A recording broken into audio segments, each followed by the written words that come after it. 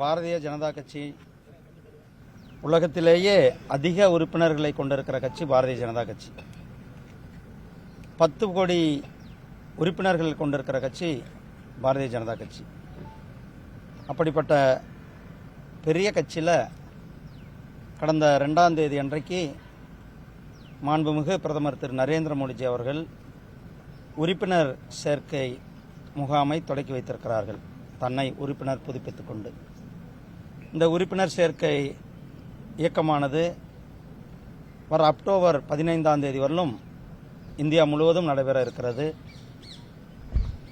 நேற்றைக்கு வரலுமே கிட்டத்தட்ட 4.5 கோடி உறுப்பினர்கள் இந்தியா முழுவதும் இணைந்திருக்கிறார்கள். இந்த முறை 11 கோடி இலக்கோடு எங்கள் உறுப்பினர் பணியானது நடந்து கொண்டிருக்கு. தமிழகத்தை பொறுத்தவரையிலும் 1 கோடி உறுப்பினர்கள் என்ற இலக்கோடு மிக வேகமாக மக்களுடைய பேர் ஆதரவோடு எங்களுடைய இந்த உறுப்பினர் சேர்க்கை இயக்கமானது தீவிரமாக நடந்து கொண்டிருக்கிறது. மீனவர்கள் தொடர்ந்து கைது செய்யப்படுறாங்க. இன்னைக்கு கூட 37 மீனவர்கள் கைது செய்யப்பட்டிருக்காங்க. இதற்கான ஒரு உறுதியான நடவடிக்கை இல்லை அப்படிங்கிறது குற்றச்சாட்டு தொடர்ந்து. நீங்கள் ஒரு விஷயத்தை பார்க்கணும். 2014க்கு முன்னாடி எப்படி இருந்தது, 2014க்கு பிறகு எப்படின்னு. 2014க்கு முன்னாடி மீனவர்கள் மேலே தொடர்ந்து துப்பாக்கிச்சூடு சம்பவங்கள் நடந்தது. ஆனால் மாண்புமிகு பிரதமர் திரு நரேந்திர மோடிஜி அவர்கள் வந்த பிறகு ஒரு துப்பாக்கிச்சூடு சம்பவம் கூட இன்றைய வரலும் கிடையாது.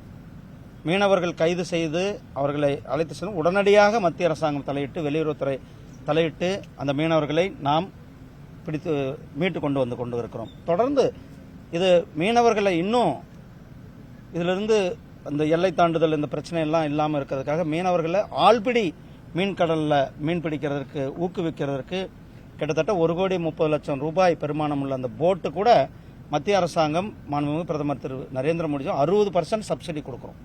அது இன்னும் 30% பேங்க் லோனும் கொடுக்குறோம். ஸோ ஒரு 10% அந்த பெனிஃபிஷரி போட்டால் போதும். இது இந்தியாவிலே அதிக பயனாளிகள் வாங்கியிருக்கிறது நம்ம தூத்துக்குடி, திருநெல்வேலி மாவட்டத்தை, கன்னியாகுமரி மாவட்டத்தை சேர்ந்தவர்கள் தான். ஏன்னா நம்ம ஆழ்கடலுக்கு போய் மீன் பிடிக்கும்போது இந்த எல்லை தாண்டுற பிரச்சனையும் இருக்கக்கூடாது என்பதற்காக. அதே போல் மீனவர்கள் மாற்று தொழிலையும் செய்வதற்காக அவர்களுக்கு இந்த கடல்பாசி வளர்ப்பை ஊக்குவிப்பதற்காக கடல்பாசியும் நாம் ஊக்குவித்துக் கொண்டிருக்கிறோம். அதே போல் கடலில் மீன் வளத்தை பெருக்குவதற்காக ஃபிஷ் ராஞ்சிங் என்று சொல்லக்கூடிய மீன் குஞ்சுகளை கடலுக்குள்ளே விட்டு அதை வளர்க்கறதுக்கான அந்த ஏற்பாடையும் நம்ம மத்திய அரசாங்கம் செய்து கொண்டிருக்கிறது. முதல் மீனவர்கள், அதே போல் மீனவர்கள் எல்லை தாண்டினா அதை அவர்களுக்கு உணர்த்துவதற்கான அந்த கருவிகளையும் கிட்டத்தட்ட 1,00,000 போட்டில், நான் ஏன்னா போன வாட்டி ஃபிஷரி மினிஸ்டராக இருந்தேன்னா 1,00,000 போட்டில் அந்த கருவிகள் பொருத்துவதற்கு கருவிகளையும் வாங்குறதுக்கான உத்தரவும் போட்டு கருவிகளும் இப்போ பொருத்தி கொண்டிருக்கிறோம். ஸோ இது நம்மளுடைய மீனவர்கள் எல்லை தாண்டாமல் இருக்க வேண்டும் என்பதற்காக ஒரு அலாரம் செய்வதற்காக கருவிகளும் கொடுத்து கொண்டிருக்கின்றோம்.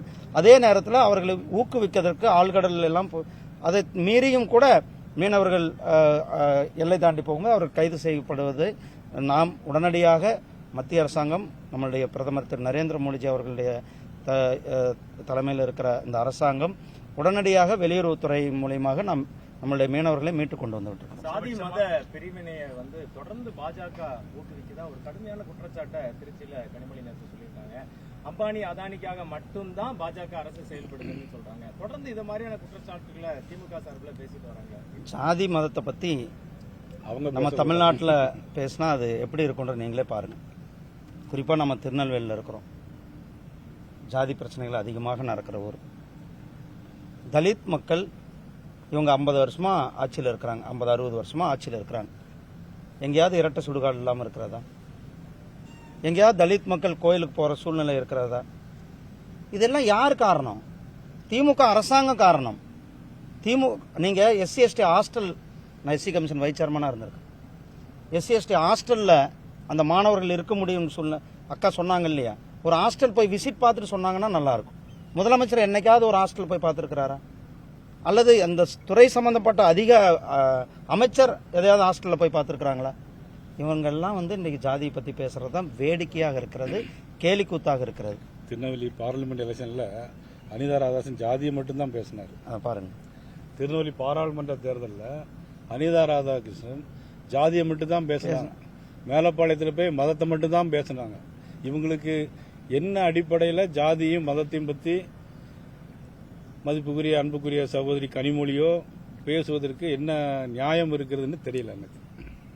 ஆந்திரா துணை முதல்வர் பவன் கல்யாண் வந்து தேசிய அளவில் உள்ள கோயில்கள் பிரச்சனையை ஆராயணும், அதுக்கு வந்து தேசிய சனாதன ரட்சண வாரியம் அமைக்கணும்னு ஒரு கோரிக்கை வச்சிருக்காரு.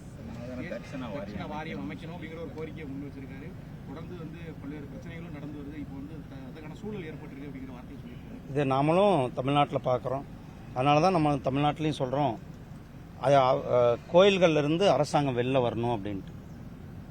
கோயில்கள் நம்ம தொடர்ந்து பாரதிய ஜனதா கட்சி நம்ம சொல்கிறோம், அரசாங்கத்திற்கு கோயில் என்ன வேலை, நீங்கள் கோயிலை விட்டு வெளியில் வாருங்கள் என்று தான் நாம் சொல்லி கொண்டிருக்கிறோம். இந்த நேரத்தில் ஆந்திராவுடைய முதலமைச்சர் இந்த இதை எடுத்திருக்கிறார்.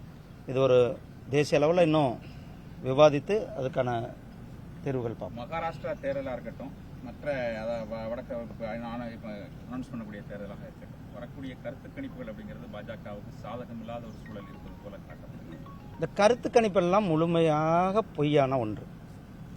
நீங்கள் பாருங்க, 3வது முறையாக மாண்புமிகு பிரதமர் திரு நரேந்திர மோடிஜி அவர்கள் மக்களுடைய பேராதரவோடு 3வது முறையாக ஆட்சி அமைத்திருக்கிறார்கள். தேசிய ஜனநாயக கூட்டணியுடைய ஆட்சியானது 3வது. இதுக்கு முன்னாடி 3 முறை யாருமே ஆட்சி அமைச்சதில்லை. நேரு அமைச்சர். அது காரணம் அன்னைக்கு இருந்த சுதந்திர போராட்டத்துக்கு பிறகு வந்த காலங்கள். அன்னைக்கு நியூஸ் பேப்பர் இல்லை, நீங்கள் இப்படி ஒரு ஆக்டிவான மீடியா பர்சன்ஸ் கிடையாது, அப்புறம் நியூஸ் பேப்பர் கிடையாது, ரேடியோ கிடையாது, ஒன்றும் கிடையாது அந்த காலத்தில் 3.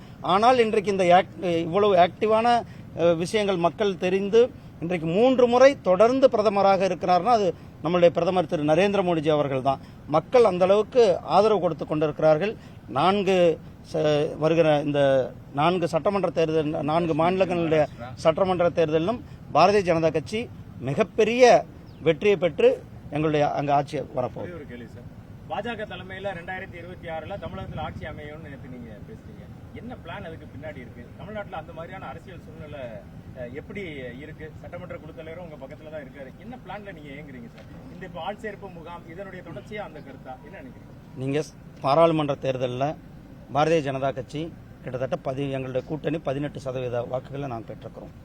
இப்போ நாங்கள் எங்களுடைய உறுப்பினர் சேர்க்கையானது மிக தீவிரமாக எங்களுடைய கட்சியினுடைய அடிமட்டத்தில் எங்களுடைய கட்சியை பூத் லெவலில் பலப்படுத்தும் பணிகளை நாம் செய்து கொண்டிருக்கிறோம்.